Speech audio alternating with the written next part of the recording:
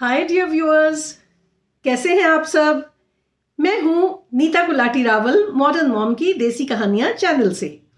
और आज मैं आप सबके लिए एक छोटी सी कहानी लेकर आई हूं। लेकिन ये कहानी बहुत पुरानी बात है, इससे नहीं शुरू होती है, क्योंकि ये जो कहानी सुनाने जा रही हूं वो आजकल की कंटेम्प्रेरी स्टोरी है। तो आजकल की ही बात है। एक छोटी सी फैमिली थी, जैसे ज़्यादातर होती हैं, मम्मी पापा और उनका एक इकलौता बेटा। मम्मी जॉब करती थी, पापा का छोटा सा बिजनेस था and they were quite well of, मतलब अच्छा घर अच्छे से चल रहा था। और बच्चा, क्योंकि एक ही एक बेटा था, तो बहुत लाड प्यार से उसको पाला गया। उसको बेस्ट स्कूल्स में पढ़ाया लिखाया और बेस्ट प्रोफेशनल कॉलेजेस में अभी वो पढ़ रहा था। और जैसे कि अक्सर होता है, जैसे मम्मी पापा दोनों कमा रहे थे और बच्चे को किसी चीज़ की कभी कोई कमी थी नहीं, और अपने फ्रेंड्स सर्कल वगैरह में बहुत अच्छे से स्पेंड करता था, बहुत अच्छे से मेंटेन करता था फ्रेंडशिप्स को।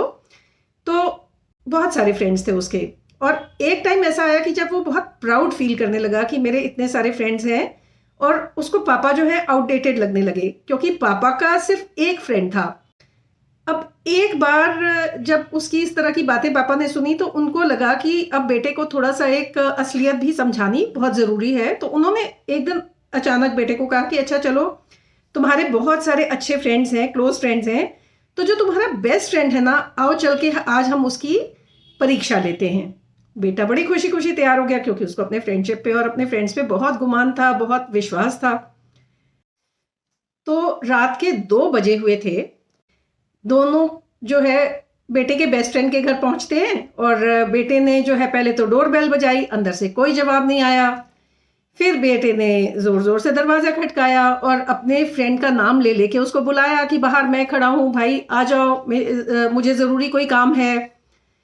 पर कुछ देर तक तो बिल्कुल कोई आवाज़ नहीं आई। पर जब वो परसिस्टेंटली डोरबेल बजाता रहा, दरवाज़ा खटकाता रहा, तो थोड़ी देर के बाद, अब क्योंकि रात का सन्नाटा था, तो आवाज़ भी अंदर से बाहर थोड़ी सी ट्रैवल कर जाती है। उसको अपने फ्रेंड की आवाज़ आई कि वो अपनी मम्मी को कह रहा था कि मम्मा बोल दो, घर में नहीं हूँ, मैं यहाँ पे हूँ ही नहीं, शहर में ही नहीं हूँ आज। जब बेटे ने ये सुना तो उसको बहुत बुरा लगा, बहुत मायूस सा हो गया। पर फिर भी उसको एक और फ्रेंड पे बहुत विश्वास था। उसने पापा को कहा चलिए उसके पास चलते हैं। जब उसके घर गए और यही सारा प्रोसेस फिर से रिपीट किया, बट सेम रिजल्ट्स। वहां से तो आवाज ही नहीं आई अंदर से कोई भी। अब अपने दोनों फ्रेंड्स का बिहेवियर देख के बेटा बेचारा बहुत निराश हो गया, मायूस हो गया, और निराश होकर पापा के साथ घर दोनों वापस आ गए। पापा और बेटा दोनों घर आ गए। अब 2-4 दिन बीते तो पापा ने बोला कि चलो, मेरा एक ही फ्रेंड है, लेकिन आज चलो उसकी भी परीक्षा लेते हैं, चलो तुम मेरे साथ। बेटा बड़ी खुशी खुशी तैयार हो गया। उसको लगा कि जैसा मेरे साथ हुआ वैसे ही पापा के साथ भी होगा। अब पापा ने अपने फ्रेंड के घर जाके जब डोरबेल बजाई, रात के 2 ही बजे हुए थे अभी भी, तो डोरबेल बजाई तो अंदर से थोड़ी देर में फ्रेंड की एकदम से आवाज आई कि रुको दोस्त, 2 मिनट में आया।